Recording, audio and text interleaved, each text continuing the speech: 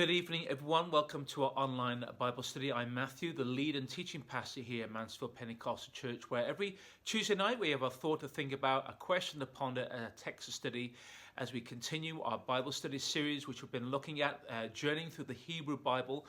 And you remember that we've been looking at the individual books of the Old Testament or Hebrew Bible, and we're looking at the content of those books and how they relate and apply to the Christian life. Last week, we finished off looking at the first 5 books of the Old Testament, sometimes called the Torah or the Pentateuch. We looked at Genesis, Exodus, Leviticus, Numbers, and Deuteronomy. And tonight what we're going to be doing is we're going to start to be looking at the first of the 3 of the historic books of the Bible, Joshua, Judges, and Ruth, which is part of our English translations of the Bible.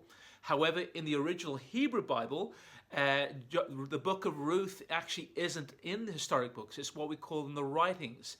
And they're under a different category. So Joshua and Judges is actually a part of the books of the Hebrew Bible, which is called the former prophets, which we'll explain a little bit more in detail later on. Now you remember, as we looked through the Torah and we looked through the first 5 books of the Old Testament, we saw that God brought his people, the Israelites, out of Egypt. He gave them his law at Mount Sinai. And then because of their disobedience, there was a delay in them entering into the promise that God had for them.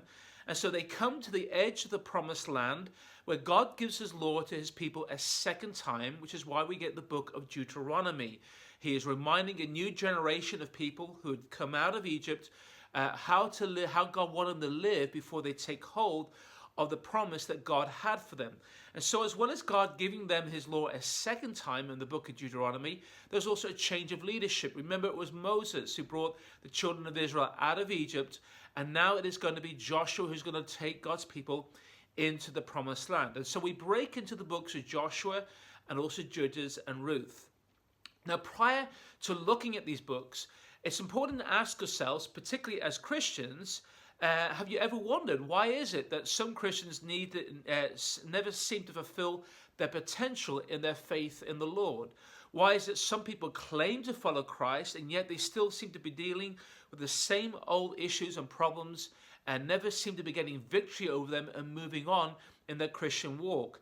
And in this session, as we look at the books of Joshua, Judges, and Ruth, we're going to look at what lessons can we learn from these books to help us break free maybe from old patterns of behavior and thought that prevent us from moving on and learning to live the life that God has called us to live, to take hold of the promises that he has for us in this life so that we can live a life that represents his kingdom in this broken world.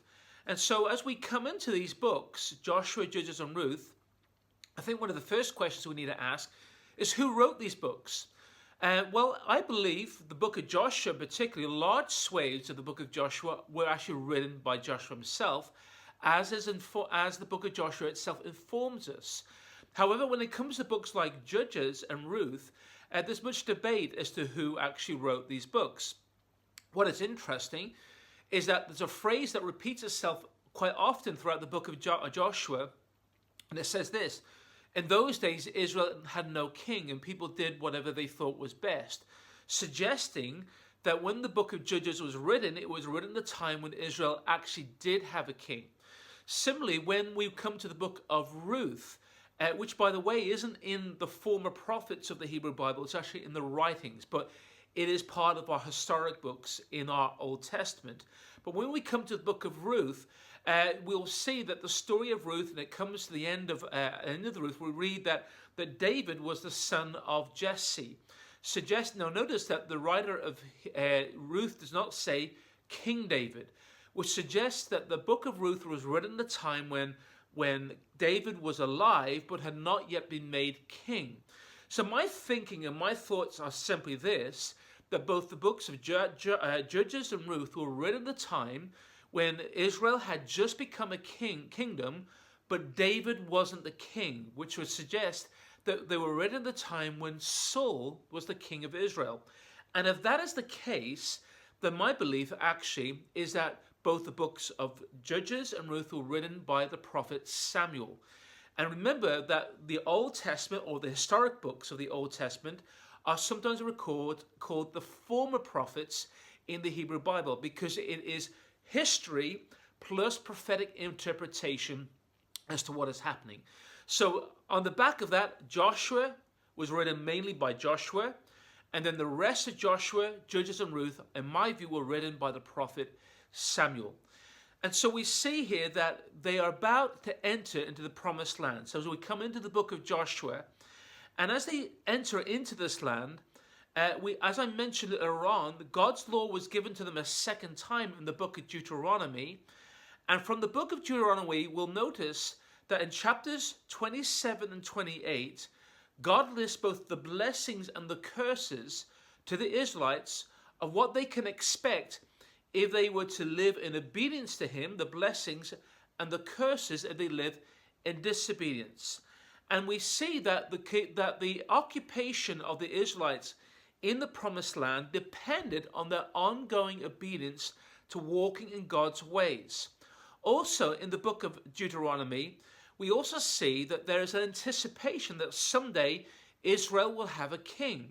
And so there are instructions in the book of Deuteronomy as to what the Israelites are to do if they are to have a king. Again, with the warnings that if they slide into disobedience, they will lose the land and they will lose their king.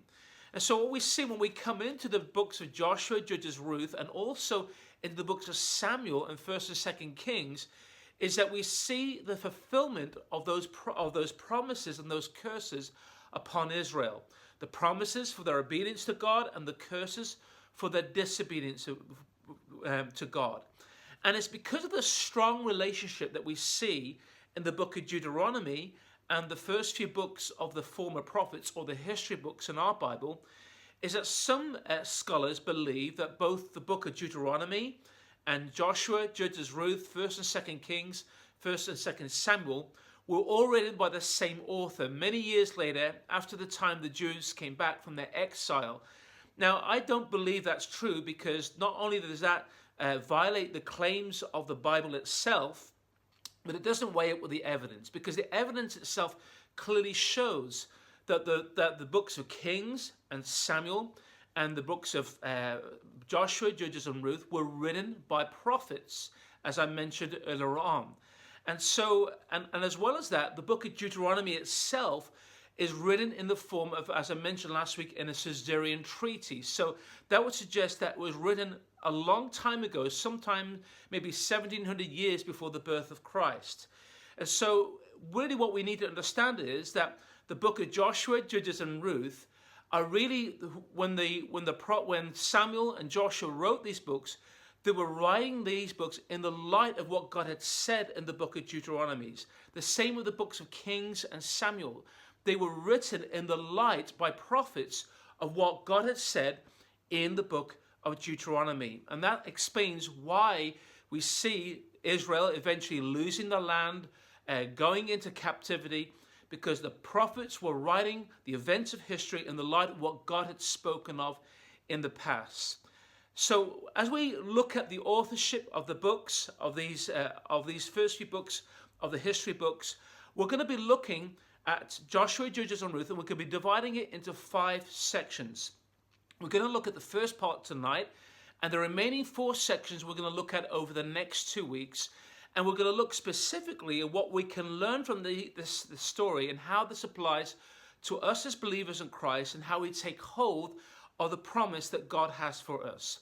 So the first section we're going to be looking at is taking hold of the promise, which we see in Joshua's chapters 1 to 12.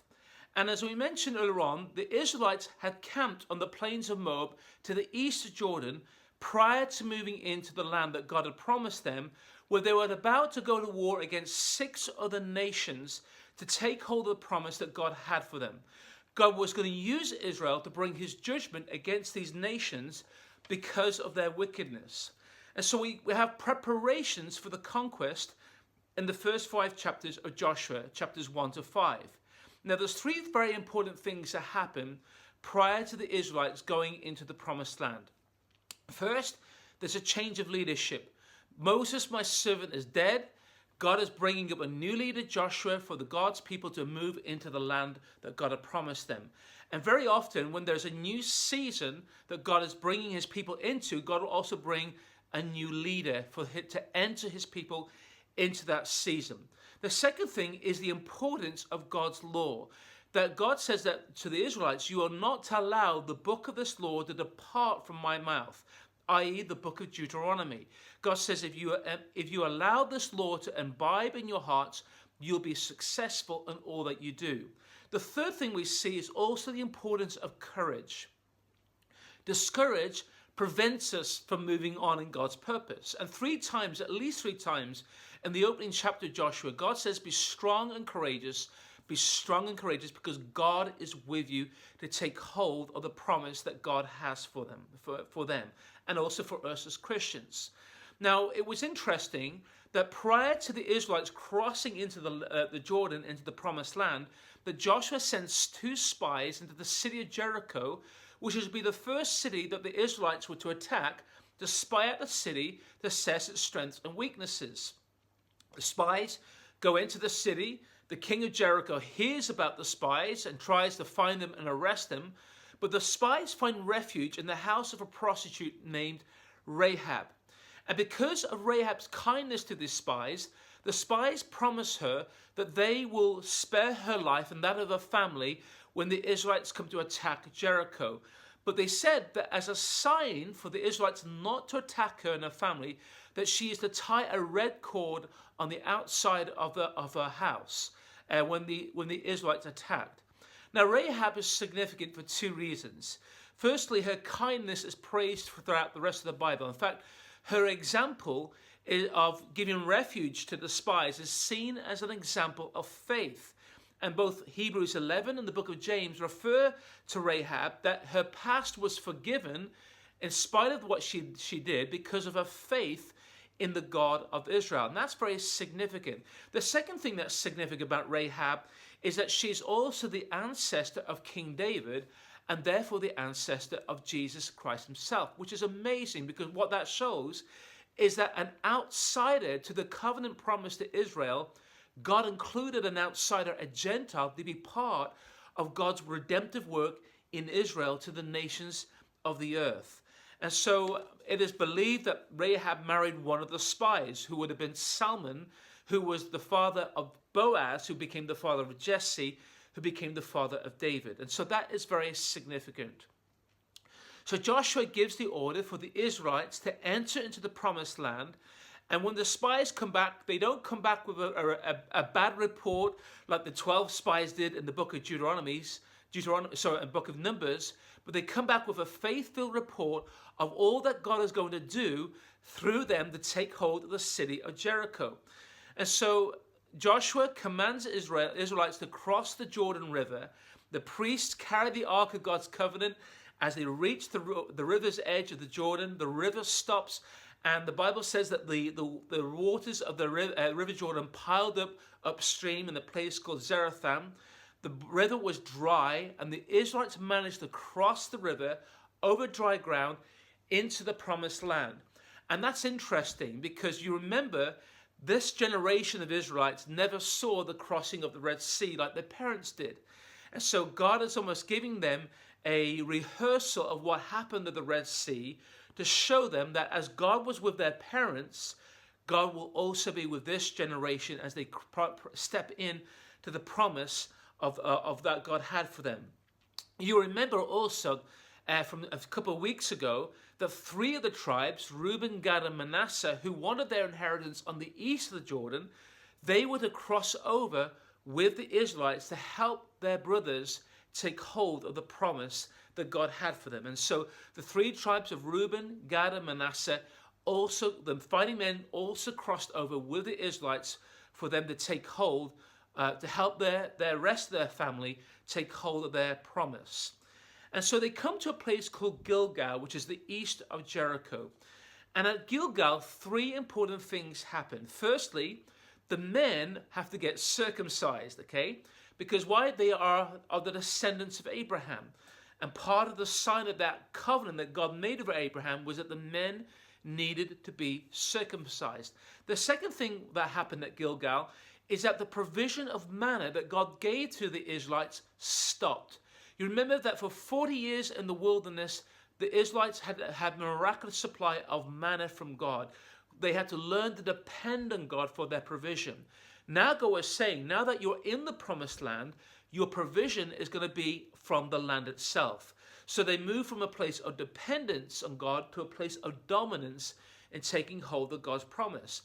And the third thing that happens at Gilgal is that God rolls away the reproach of their past. He says, now the past of Egypt, the time of slavery, that is in the past now. You are now going to embark to take hold of the promise that I have for you. Now this leads us now into the second part of the book of Joshua. And that is the central and the southern campaign. This campaign is a classic strategy of divide and conquer, but is also a campaign where the Israelites begin to realize that their success in taking hold of the promise that God had for them depends on them trusting in the power that God provides. Because this campaign is God's campaign, God says that when you take the city of Jericho, it is to be dedicated wholly to me. In other words, everything in this city is to be destroyed. It is completely wiped out. The Israelites are not to take any of the gold or the silver in the city. Everything belongs to God.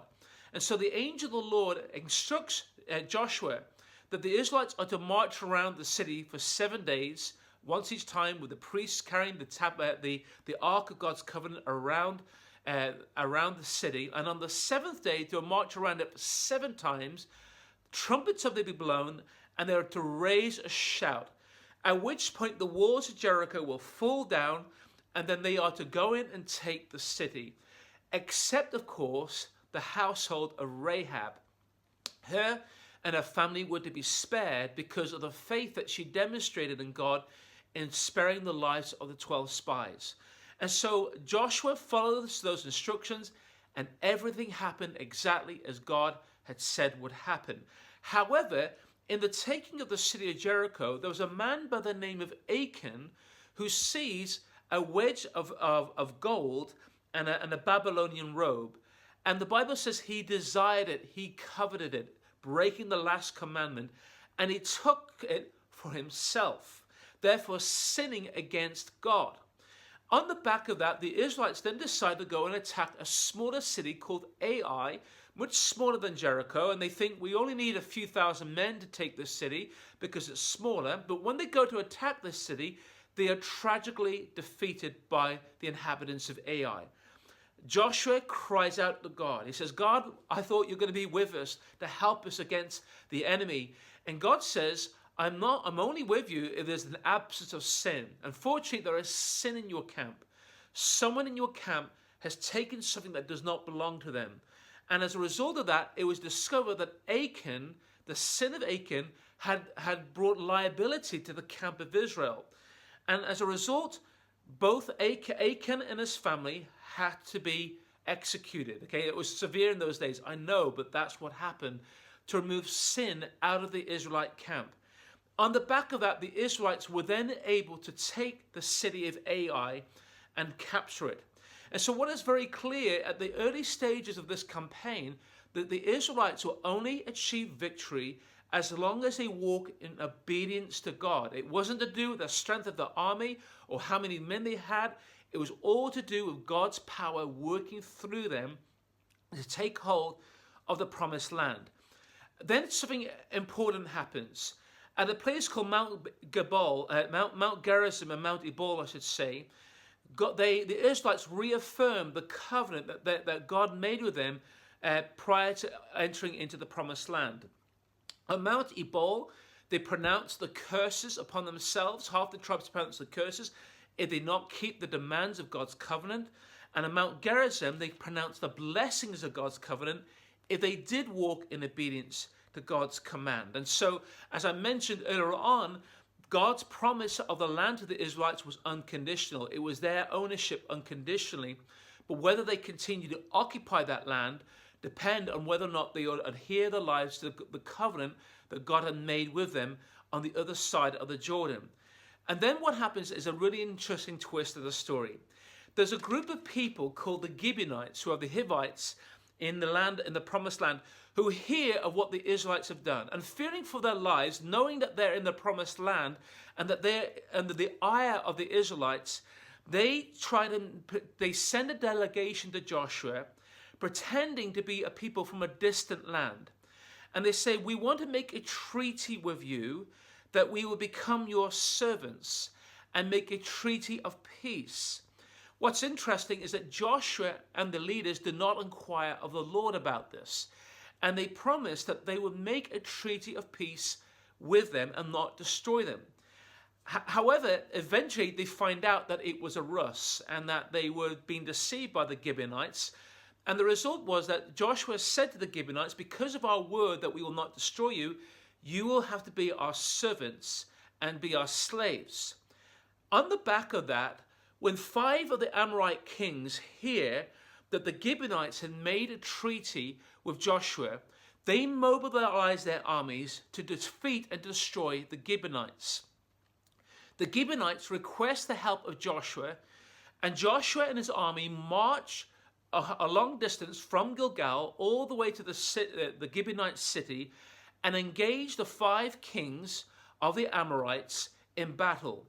As a result of that, the Israelites defeated their enemies in battle. In fact, the Bible says that large hailstones came from the sky and fell upon the Amorite enemies. And it gave the Israelites enough time to destroy their enemies. The writer of Joshua adds that surely the Lord was fighting for Israel. And so Joshua conquered the middle ground and the southern part of what we now know as modern-day Israel. And this was all done with God's help. In fact, the writer of Joshua says that all these kings and the lands Joshua conquered because the Lord fought for Israel. And so the key theme is this: for the Israelites to take hold of God's promise, they could not do it in their own strength. They had to do it with the power that God gave them and walk in his strength. They had to keep their lives free from sin. The sin of one person could forfeit their success, and they had to rely on the power that God provided. This now leads us to the third part of them taking hold of God's promise, which is to do with the northern kingdom, northern campaign. When the northern nations hear of Joshua's conquest of the middle and the lower parts of Israel, the Canaanites, the Hittites, the Perizzites, the Jebusites, they mobilize a vast army to attack Israel. And we read that just as God hardened the heart of Pharaoh, so God hardens the hearts of these peoples to fight against Israel.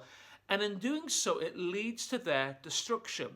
Even though Israel is completely outnumbered, what is interesting is God hands these attacking peoples over into their hands. And these people are so angry at Israel and in trying to fight against Israel, they're actually destroying themselves.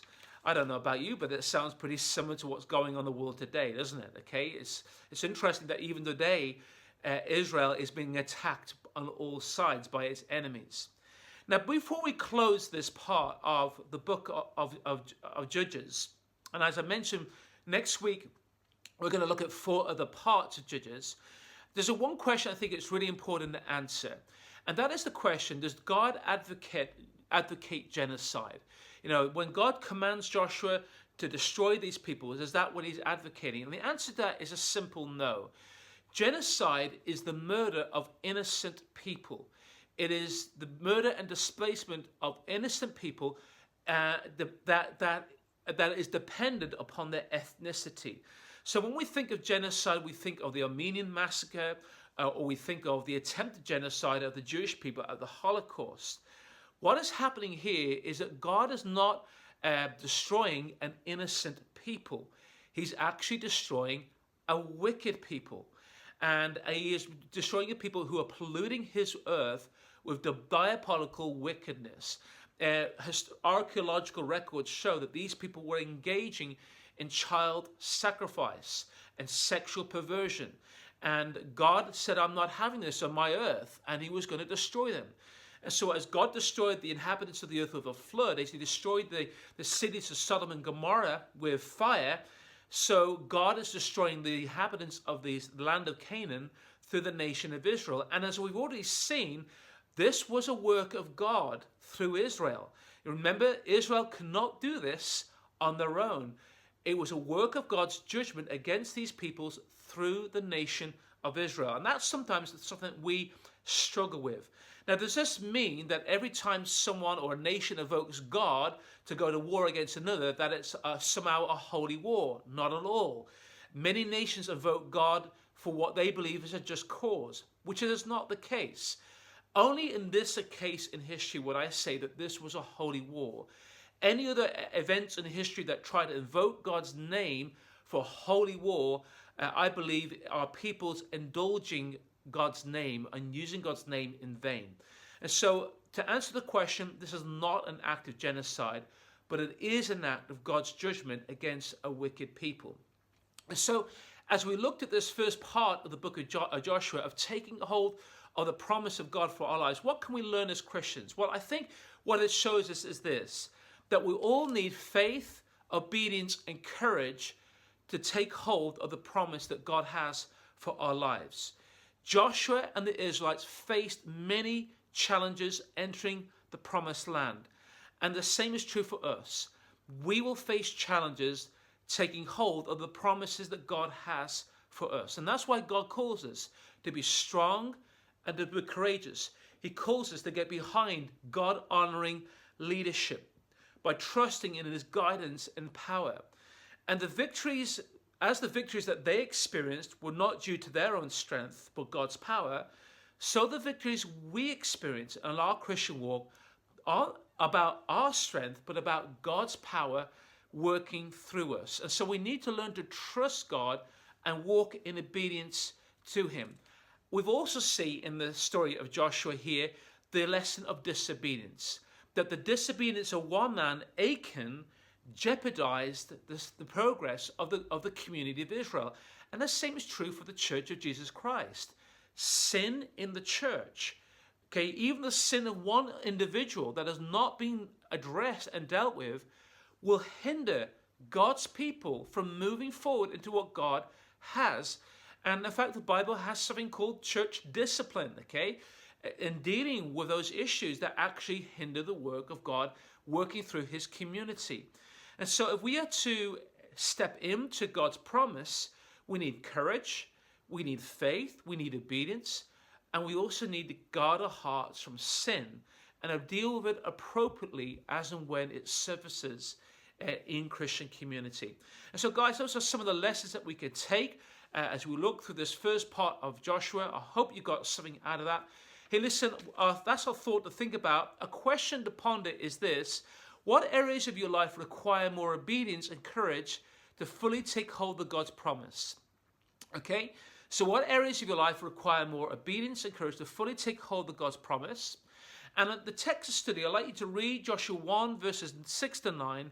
Why does God emphasize the need for strength and courage to Joshua?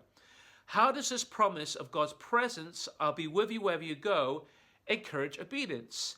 And what is the connection between meditating on God's word and success in life? Guys, hope you got something out of that. Hey, listen, have a great rest of the day and a great rest of the week. Looking forward to seeing you over the weekend. God bless you all.